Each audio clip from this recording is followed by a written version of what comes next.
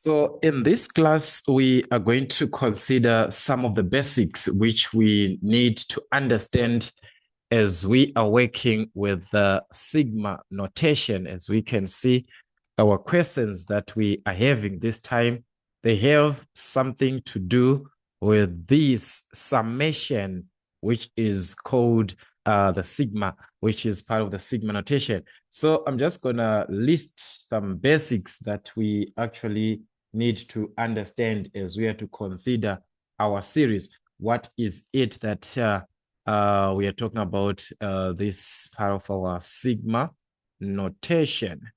So the sigma notation, which is taken from the symbol that we are going to use, we are going to notice this symbol being used, which is the symbol for the sum of. So this one is the symbol, meaning to say it represents.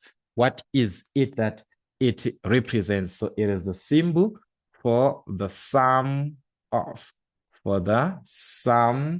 of, meaning to say we are referring to the sum of terms. Whatever that we are given there, it will be sum of. Okay. Guys, what do we understand by sum? This is addition. Remember, we had arithmetic. We had these two before. The arithmetic series and also the geometric series. We were talking about the sum of terms there.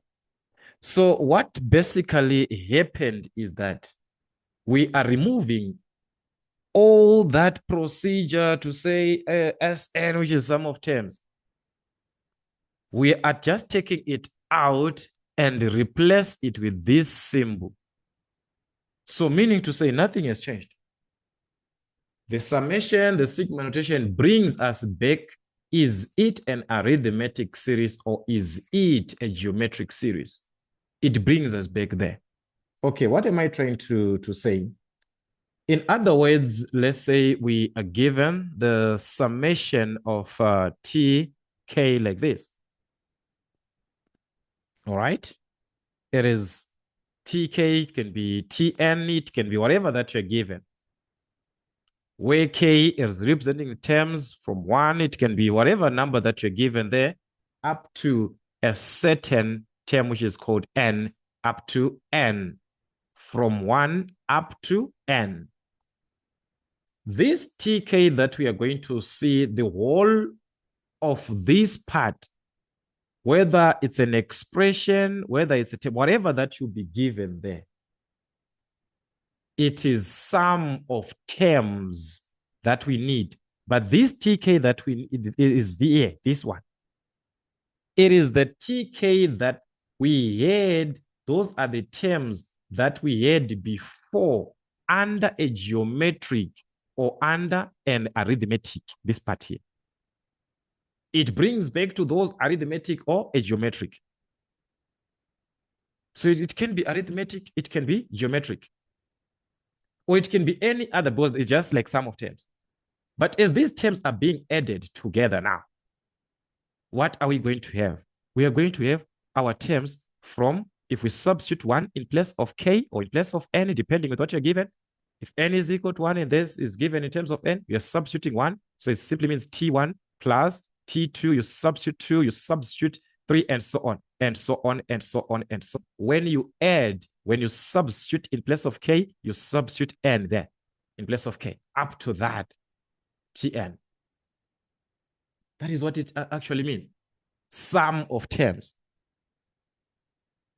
So if it is a geometric, you're not supposed to forget all those formula. Remember what you had for an arithmetic series. Under an arithmetic series, you were considering that the sum of terms Sn is given by plus n minus 1 times d, or you can use the formula Sn is equal to n over 2 into a plus a geometric series. Remember your sum of terms. We're saying this is a into r to the exponent of n minus 1 over r minus 1, or you can use another formula, which is n over 1 minus r. Remember, these were formulas that we had depending with the series that you are given. Sum of terms can be given as arithmetic. The sum of terms can be given as a geometric. So you have to lie under arithmetic. Does it lie under a geometric, or is just a basic? They can just give you a basic sequence, which does not even a basic series, which you cannot even tell to say, is it arithmetic, is it geometric? In that case, they just want you to add the terms. But when it is a basic question, it must follow back to the arithmetic series or the geometric series. That is the whole idea there. That is the whole idea. So by substituting this value from 1, this k is equal, it is your starting point, this one. It is like your starting point. This is where you're starting, and this is the end point. As you substitute your values, you're going to start with 1, 2, 3, 4, 5, 6, 7. If there is a 4, you start at 4, 4, 5, 6, and so on, depending with what you're given. If there is a 7, you start with 7. This is just your starting point, your end point, simply meaning, so you're going to just take, this is the top. This is our bottom like this. This is the top, this is the bottom. All right. So this is what you're going to have.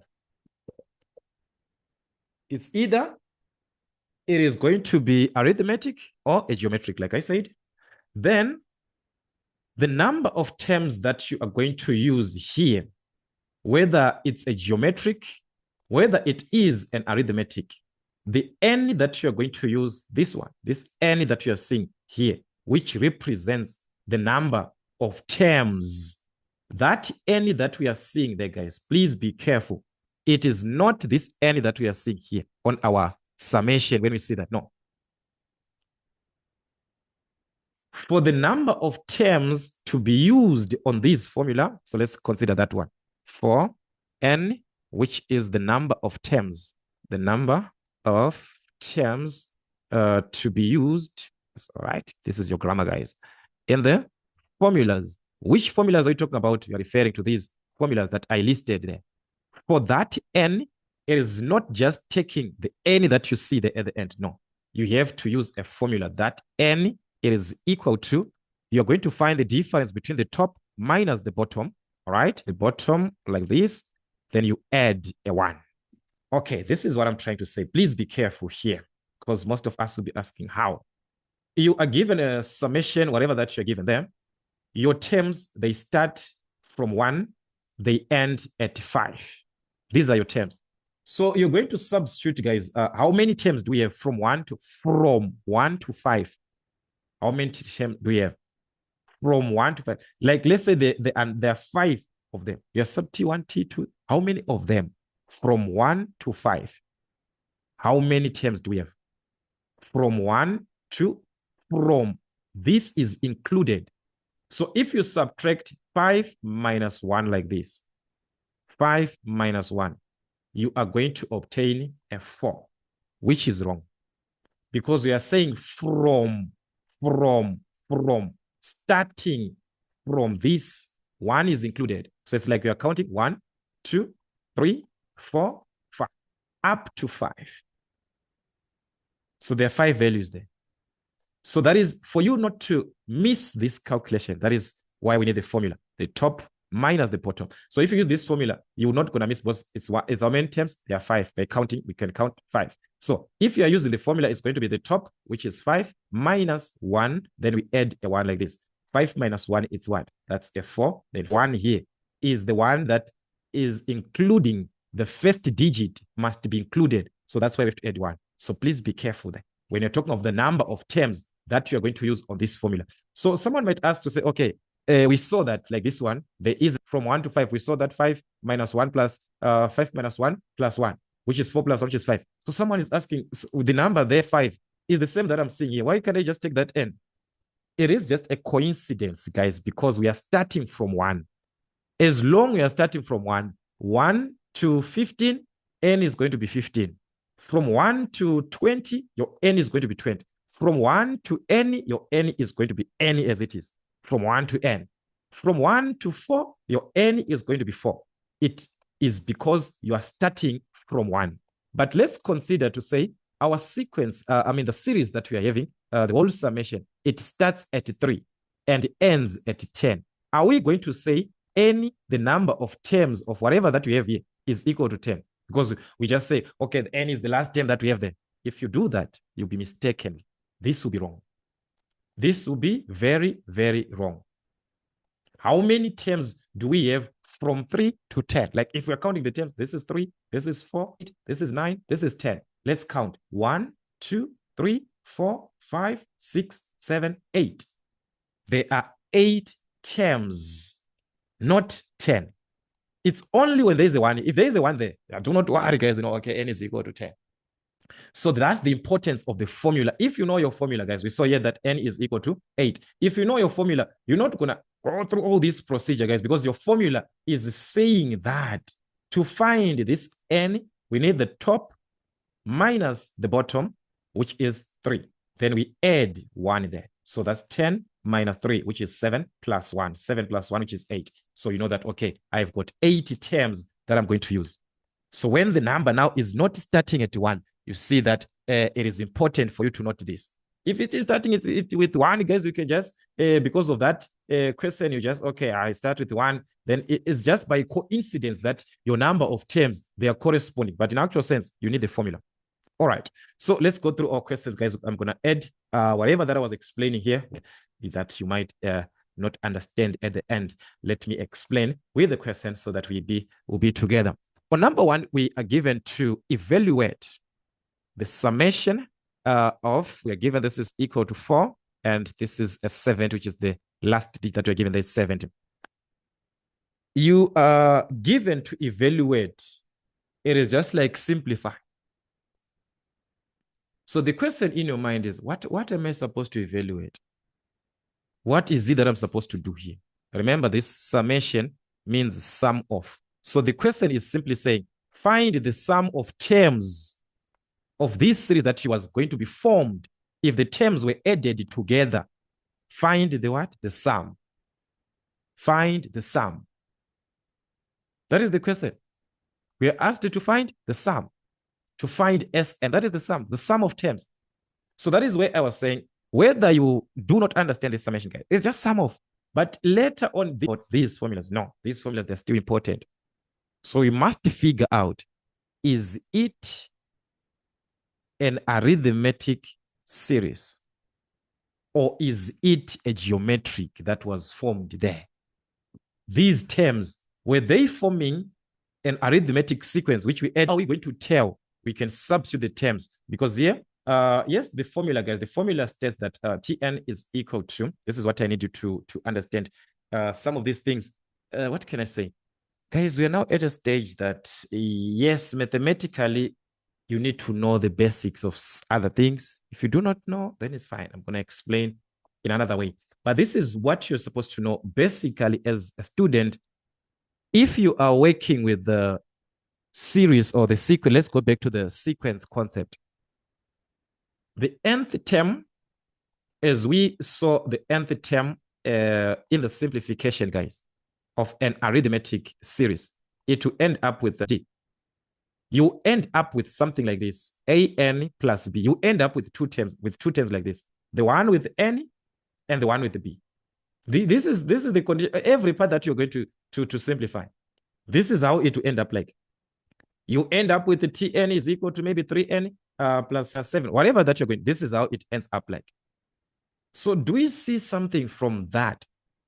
That this a here, if it is like in this manner, like in this format, it simply represents the common difference. The coefficient of n, the part that is affecting n here, this is 3. That's your common difference. This is 4. That's your common difference. There's a 2. That's our common difference. So from this evaluation that you can see, we can tell that D, which is our common difference, is 2. The coefficient of, and guys, the format on its own, this one tells us that it's an arithmetic. We cannot have a geometric in this. A geometric we see with an exponent. If they have maybe 2n minus 4 maybe raised to a certain exponent, we know that one can be geometric because it's raised to a certain exponent like this one. But if it is not raised to a certain exponent, guys, this is a linear expression. Remember your linear. If you are dealing with functions, y is equal to mx plus c. That's a linear pattern. It's an arithmetic. That's a linear pattern. So we can tell the difference that D is equal to 2. It was not supposed to be a waste of time like that. But if you do not understand, guys, there is a room for you. What is that room? We can tell this by determining the terms, each term individually, starting with the first term, T1. As we are given this expression, it represents the nth term starting. Remember I said, this is what I said. This is your starting point, and you end in that order, going in that order, 4, 5, 6. If you go in that order, you start with 4. You substitute a 4 in place of n here. Where there's an n, we are going to substitute a 4. So T1 was going to be 2 into 4 T1. That's another way that we can answer this question. That was going to give us a 4. We move on to the second term. Remember, we started at 4. So it's going to increase 4, 5, 6, 7, 8, 9, and so on, up to 70. So at 5, you substitute when n is 5 in place of n. So this is 2 times n, which is 5 minus 4. All right. So you're going to substitute this in place of what? In place of n, we substitute a 5. So that was going to give us, in this case, a 6. You do the same thing, the third term. So this is just like 1, 2, 3, which is 6. So that's like in that case, like guys, 3 terms are enough. So this is your first term, your second term, your third term, which was being formed. So it's just like we are given 4, followed by 6, followed by 8, and so on and so on. What are you forming? Is it geometric? If we divide here, we're going to have the same ratio. No. If we subtract these two, 6 minus 4, that's a 2. 8 minus 6, that's a 2. So you can see that there's a common difference, which makes it an arithmetic, a common difference of 2, just like what we saw before. So guys, going through this, it is in your hands. It is you choose to know the basic part of your linear pattern. As you had grade 9, you're calling it linear. As you had it that way, you're writing it this manner. Remember, if you still remember those basics, what was A representing? You will find the common difference. Then you substitute that here. Then you find the value of B. It is the common difference that you see here. It's already a linear, so it can be given the summation or whatever that you have 7n plus 20. It's the 7 there that you see, common difference. All right. Anyways, guys, this is it. You choose, like I said, you can go it through. You can do it through this way. There is no limitation. Okay. So now that we know it's an arithmetic, all right, from this way or from that other way, we now know that the difference there is 2. Let me just remove this one. Remember, this was just a way of determining our D, which is the common difference. So now that we know our common difference, that it is 2, how do we find the sum of terms? So the sum of terms, we can see that there are 2 formulas. This is going to be an arithmetic series. And there are 2 formulas there that we can use. We can work with the formula that is this one of 2a, and we can also work with this one. So let me just, all right. So from the 2 formulas, we saw that Sn from the first one, that's n over 2 times d. We bring back our formula because it's for what? Sum of terms. So we know the terms, okay, how many terms do we have? As we can see from the formula, we need to know n. How many terms do we have? So n, like I said before, is going to be taken from where? The difference between the top minus bottom. So it's going to be top 70 minus the bottom, which is 4. Then we add 1. So that is going to give us n, which is 67. So we have got 67 terms from 4 to 70. From 4 to 70, there are 67 terms there. Starting from that, ending with 7, there are 67 terms. That is what it means. So with this, we can substitute that n. This is the n that we need in our formula, the 67. So n is there. A, remember, is the first term. So definitely, that is our T1. So A represents T1. When you substitute the first digit, which is 4, remember when you substituted a 4 there, it was 2 into 4 minus 4. We got a 4. All right. So this one gave us a 4. Remember, we calculated this. So A is there. A is there. Then D, we saw that D, because of arithmetic, it is because we have that D. We cannot use the formula of arithmetic not knowing the common difference. So already the common difference is there. So everything, guys, as we can see, it is right available. So let us substitute. The sum of forming terms, number of terms in between, there are 67 terms. So that's S67. So that's n over 2, which is 67 over 2 into 2a. That is the first term. So 2 times our A is the first term there, which is what? Which is 4. So that's 2 times 4 plus n minus 1. The number of terms, remember, they are 67. So that's 67 minus 1 times D, which is our common difference of 2. Skip this formula now. Sum of terms. Even if the summation is there, the only way to skip this formula, guys, was to add the terms, to find these terms from n is equal to 4 up to n is equal to 7. Guys, it was going to be too much. How many terms? 67.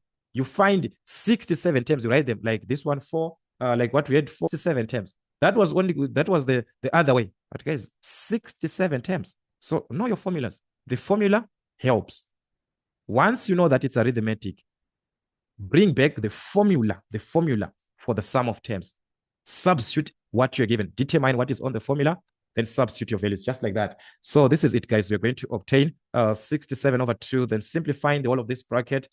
67 minus 1 is 66. So you multiply by 2, you add to this one, 2 times 4. That was going to give us 140. So you're going to obtain 140. Then we simplify 67 over 2 times 140 was 20. So under a summation, that is what it looks like. If you're given a summation, the formula, we still use our formula as we had before.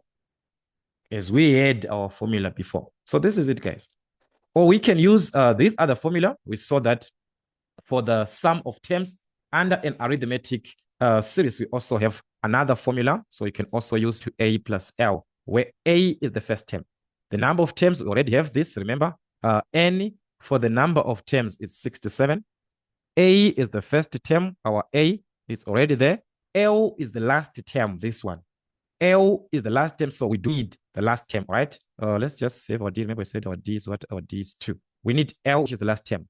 So L being the last term, remember I always say it represents Tn, if it is the last term. So if it represents Tn, therefore it represents A plus n minus 1 times D, which is the nth term of an arithmetic. So that is, you're going to find L from there, from Tn, the last term. So A, guys, we have got our A. That is a 4. So we need to find that one.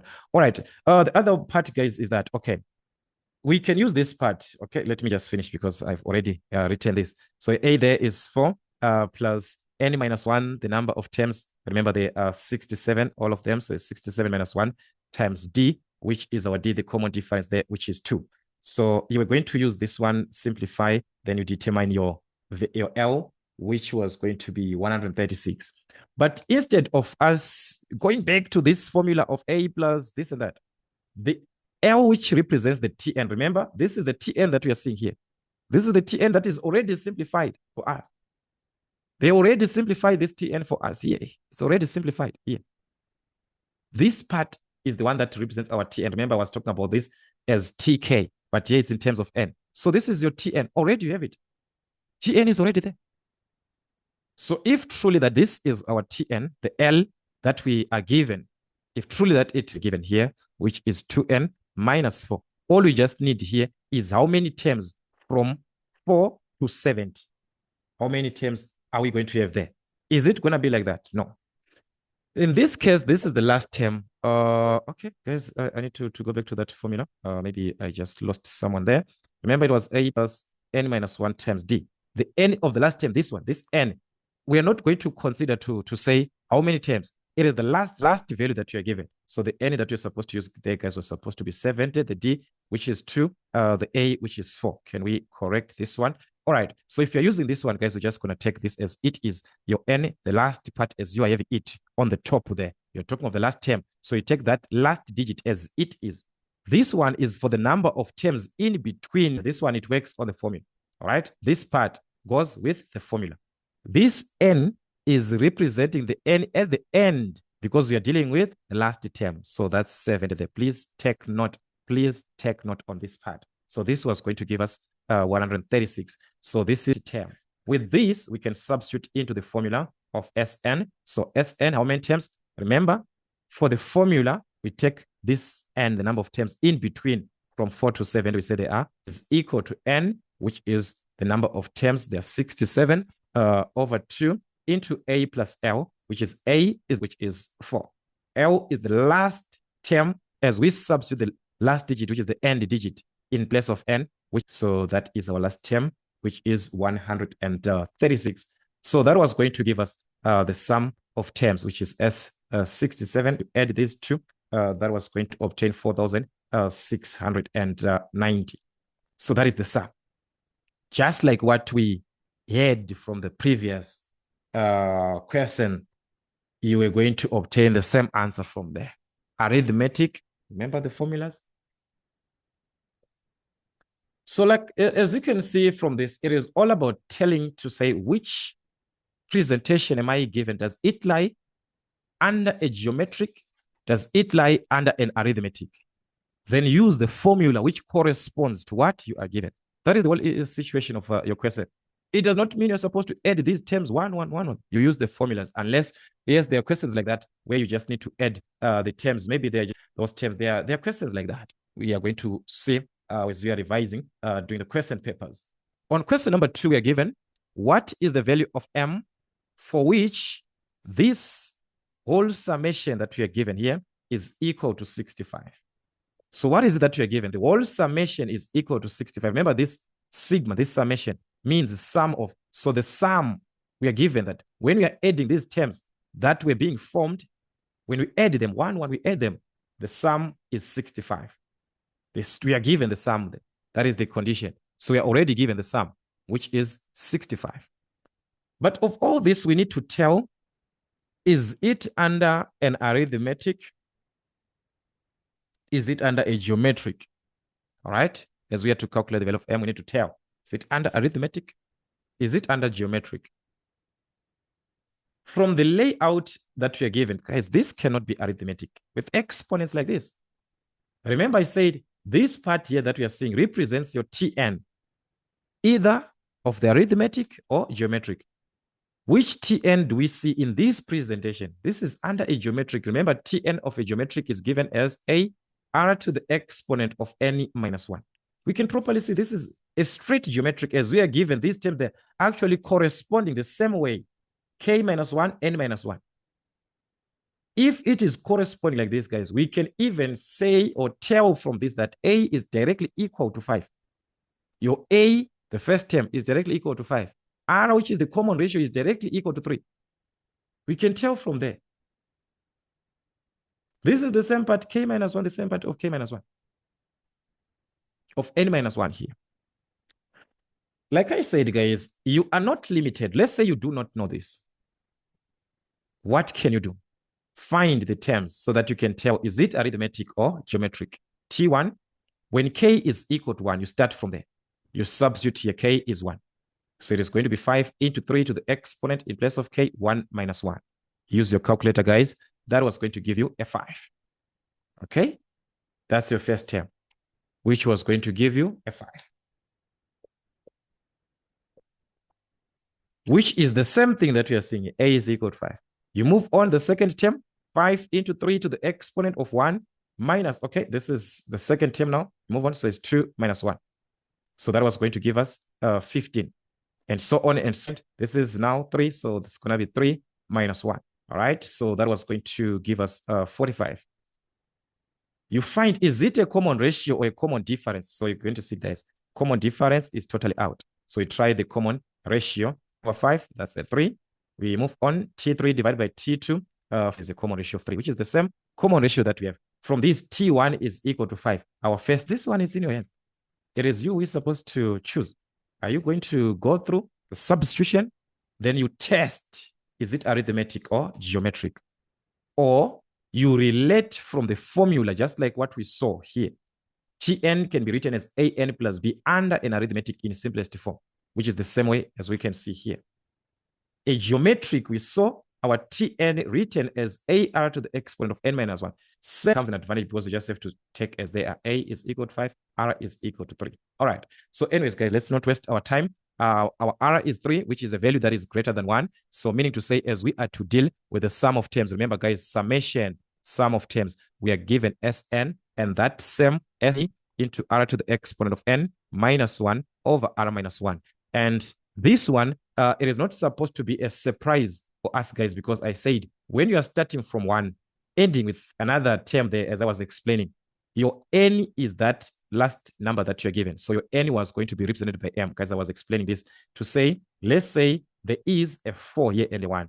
Your n, the number of terms, will be equal to 4 because you are starting with 1. Anyways, you can use the formula 4 minus 1, then plus 1. Even here, you can also use the formula, guys. I'm not saying it's wrong. Remember, you need the n here. How are you going to write it? N is equal to, I said, the top minus the bottom. That's m minus 1.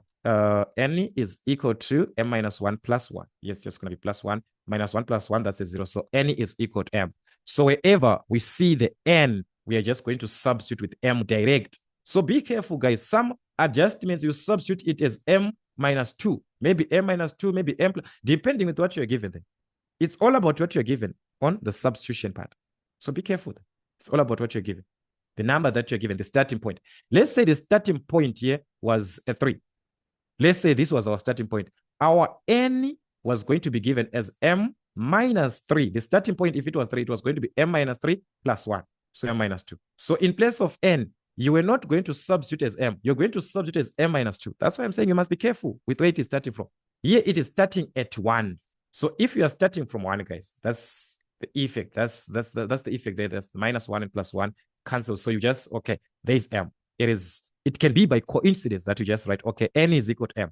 But I just hope you saw where exactly it is supposed to be taken from, m. Therefore, let us substitute, because the same Sn here and this Sn, they are equal. They are the same. They represent the same thing. The a into r to the exponent of n minus 1 over r minus 1 is equal to this Sn. They represent the same thing, which is 65. It's an equation. Substitute everything that you're given so that you calculate the value of m. So a, remember a, the first term we say by substitute r there, which is 3. So that's 3 to the exponent of n. But n is equal to what? M. If it was m minus 2, you're going to substitute m minus 2. But our n is equal to m. So you substitute it as what? As m. So it's 3 to the exponent of m minus 1. So be careful there. All right. Everything over r minus 1, that's 3 minus 1. So this equation, let's solve for m. All right. So this is where we are, guys. We can subtract the denominator there. That's a 2. So that's 5 into 3 to the exponent of m. 2.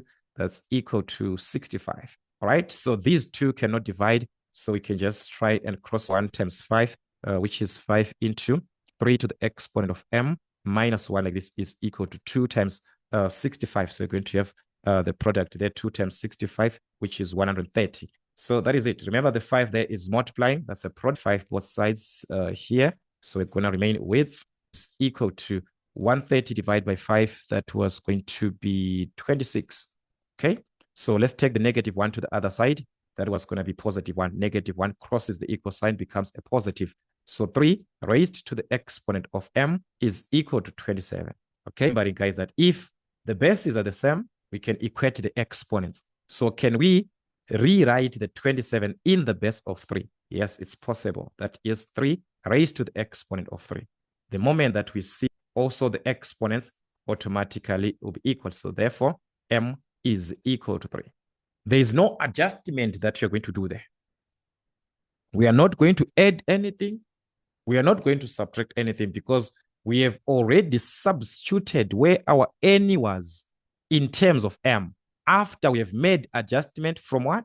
N is equal to m minus 1, top minus bottom plus 1. When we saw that n is equal to m. So we have already made an adjustment. We are not going to affect our answer thereafter, the m that we want, which is 3. So you can avoid that.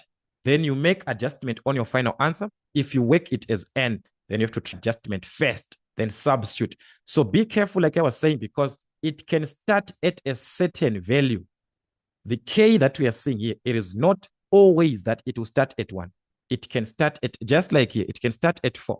So if it was starting at 4, meaning to say our n was going to be the top value, which is m, minus the bottom value. Let's say it started 4. So it was going to be m minus 4. Then we add 1. So minus 4 plus 1 is what? Minus 3. So m minus 3. We were writing this as m.